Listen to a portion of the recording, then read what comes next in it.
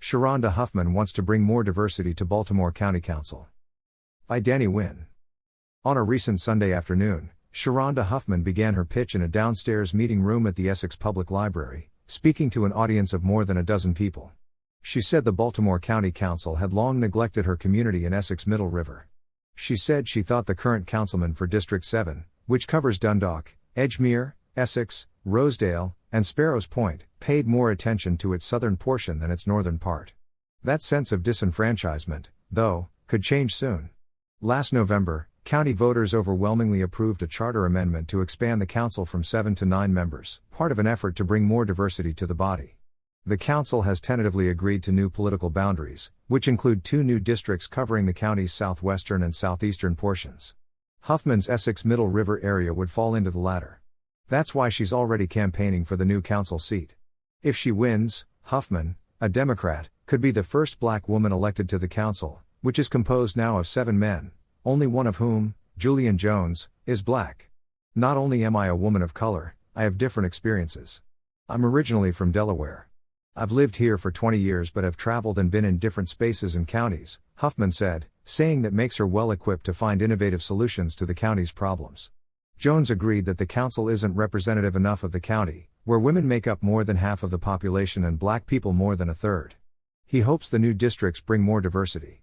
When you have a variety of voices with different lived experiences, it helps make decision-making a lot better, said Jones, a Democrat. Huffman said she launched her campaign recently to establish more name recognition. Running 2 years in advance is something you need to do if you want to be a serious candidate, Jones said. It's a smart strategy, added County Councilman Izzy Patoka, a fellow Democrat who pushed for council expansion as chair last year. Sharonda is doing what a good candidate does, and what a good candidate does is they wake up every morning and they think, what can I do today to win and win that day? The council now has a 4-3 Democratic majority. On January 10, Huffman set up a fundraising account and convened with her staff to officially kick off her campaign. Ryan Coleman, president of the Randallstown NAACP, said it's unclear whether Huffman will have a good shot in the emerging new district. Essex, for example, is 56% white and 31% black. I think it's an uphill battle because it's harder for people of color to win in majority white districts like Essex, he said. I'm hoping people will judge her on her merits, on her competency and what she can bring to the table, and that they're not necessarily voting for her because she's a black woman. Huffman, 49, is no stranger to local politics. She recently completed the 2024 Emerge Maryland course, a training program and political career accelerator for women.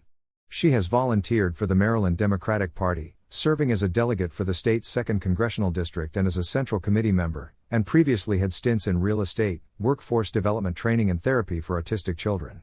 She currently oversees disability accommodations for Montgomery County's Housing Authority.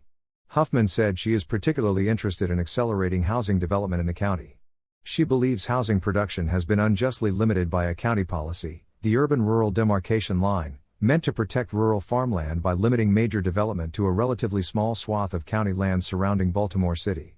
Policies like these, Huffman said, have put Baltimore County in a chokehold at a time when tens of thousands of households are burdened with high housing costs. Baltimore County is seeking to attract more housing and, in turn, reduce costs. In 2016, the county committed to supporting and incentivizing the creation of 1,000 affordable rental housing units before March 2028. The commitment, which aims to preserve the urban-rural demarcation line, is part of an agreement with the U.S. Department of Housing and Urban Development to expand the county's affordable housing stock.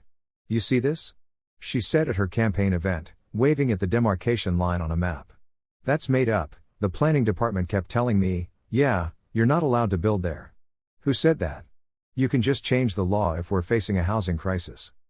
Local advocate Peter Richkus said the line was a good idea at one time, but that was in the 60s. She says there are probably ways to develop land beyond the line without compromising the county's rural farmland. Even just small developments in those particular areas would be good for farmers, said Stacy McNish, who attended the event. Local farms host public events, particularly during the holidays, and new housing development near the farms could bring more business, she said. Huffman also said she wants to bolster health care, particularly after caring for her eldest son, who is autistic. That means developing the right housing and treatment facilities for people like her son. Elections for county executive and the expanded county council will be held in 2026. 3 county councilmen have indicated they plan to run for county executive that year. Huffman hopes her early entry will inspire more women and people of color to run for public office in the county, where the council recently named its first female county executive. On January 24, Huffman is helping organize campaign finance training with her Democratic Club and the Maryland State Board of Elections to teach aspiring politicians how to become elected officials. "People don't know what it's like to be a legislator," Huffman said.